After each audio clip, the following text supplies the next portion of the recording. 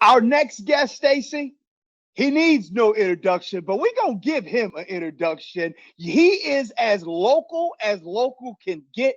Lincoln High School, University of Washington. He'll tell you that because he'll bark all the time. He's a four-time Pro Bowler. He's an All-Pro Super Bowl champion and a Seahawks legend. My man, Lawyer Milloy. What's up, bro? What's up, G? How you doing, brother? I'm good, man. I can't complain. This quarantine, how you been holding up with the quarantine, brother? And before we get to that, I was expecting to see you in the shiny suit with the cowboy hat, man. That's what I'm. Yeah, why didn't you wear that today? That's what First day of the draft, couldn't dress up. No, it's an exciting times for these young men. The first step of their journey. A shot to get into the NFL and really change the course of their families' lives. By going out there doing something you love to do, playing football. The draft is just a part of it. It's not all of it, but it is a big part. Take us back to your draft day, Lawyer. Tell us about that day, what you can remember about it.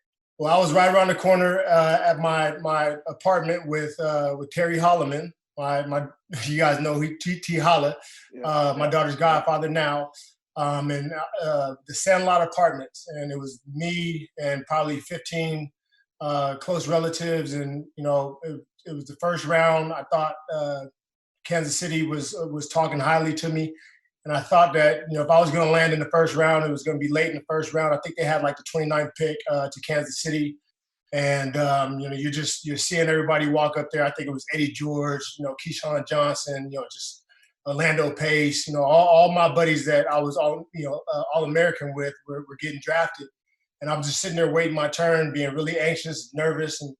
And as it got to the later rounds, it was coming up to, Kansas City pick and just have my fingers crossed and, biting the pillow, doing all that. My wife now was, she was rubbing my head, trying to keep me calm.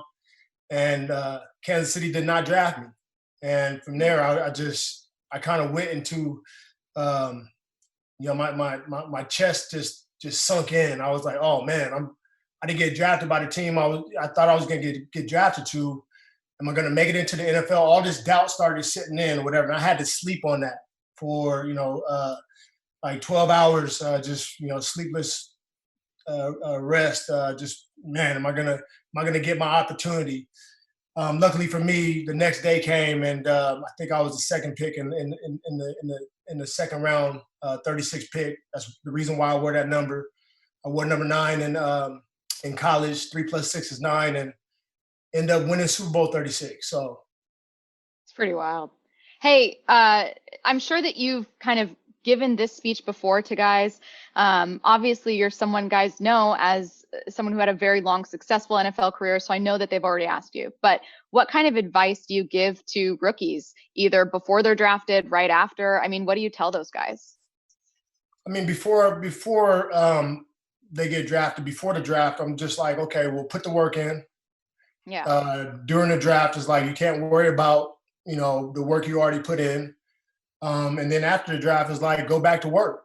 Every level you got to keep reinventing yourself, whatever. And there's plenty of good examples in NFL locker rooms to outsource, and I think you outsource until you make that starting lineup, and then you don't outsource because if you outsource too much once you make it, then you're out of the league and somebody has your job. So once you get there, respect the league, respect the tradition before you, the players that came before you, and go out there and play your hardest. Give everybody a respect, and then you'll play at your best.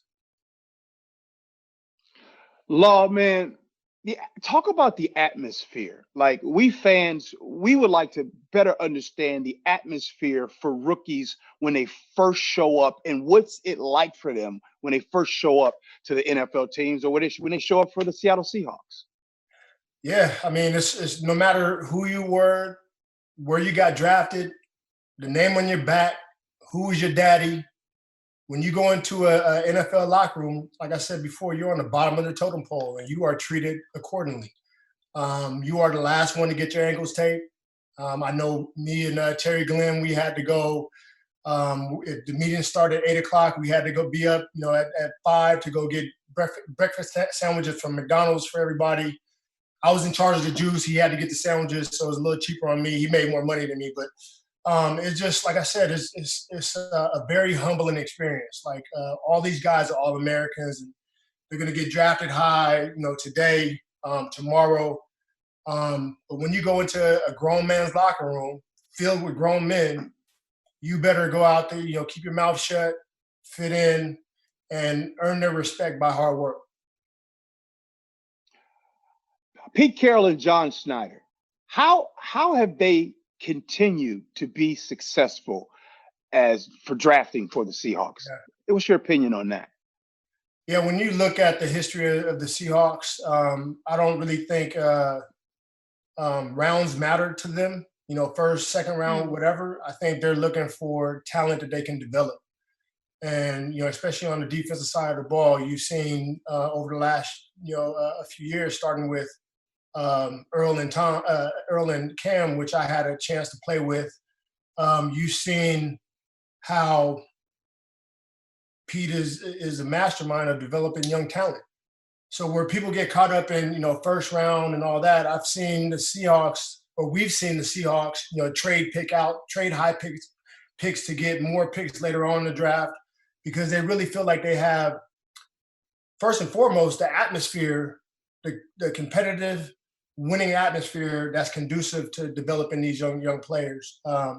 So I think, today won't be any different. We don't know what the Seahawks are going to do. But what I do know is that we have a hell of a coach that knows how to develop young players and get them ready to go compete. Definitely. Hunter Bryant, Savon Ahmed, Huskies. What's your take on those guys and the other Huskies having an opportunity? Jacob Eason having an opportunity to get drafted tonight. I'm excited for all the young guys involved in this process, but I'm biased towards my Dogs. This year didn't go as planned, but we have a tremendous amount of talent. What they're doing on Montlake is developing young men on and off the field. But when you look around NFL rosters, we have a lot of guys that are being developed the right way to go into, like I said, into locker rooms. They know how to work hard, grind, and a lot of these guys are cracking these starting lineups. And I think that this class this year that's going to get drafted today, tomorrow, and go into free agent, I think they have a chance to keep that ball rolling. Man, we have a lot of athletes that are getting tutored the right way on Montlake and NFL ready.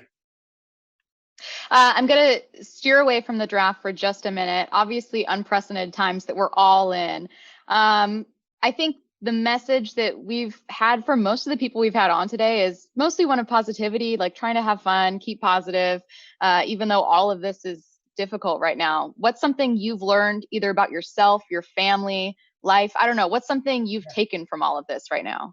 I mean, this is an unthinkable time. Not for, we always talk about United States. This is a world pandemic. Like this is, I think, I'm a believer in God. I'm a Christian, and I think it was just a call to reset.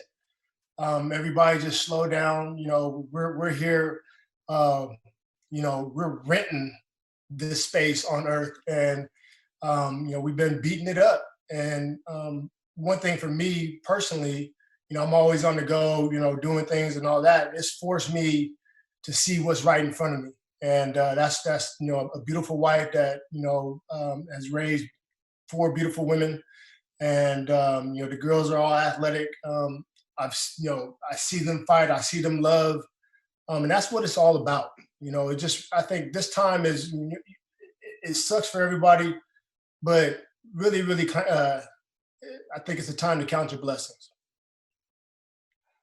Well, it looks like you've been counting the weights and counting the workouts, because, man, you still look like you can play. I can play. Yeah. I can probably hold the ball on the kickoff for the kicker. Okay. If they're going to give me another check, I will do that gladly. Other than that, I don't want to get hit or do long snapper. Well, I don't even want to do long snapping. No, they get hit. flinching. Just whoa. Sorry. Hey, no, man. actually. Lawyer Milloy, thank you so much for joining us, man. Appreciate you, your family. Stay safe and healthy, man. All right, go Hawks.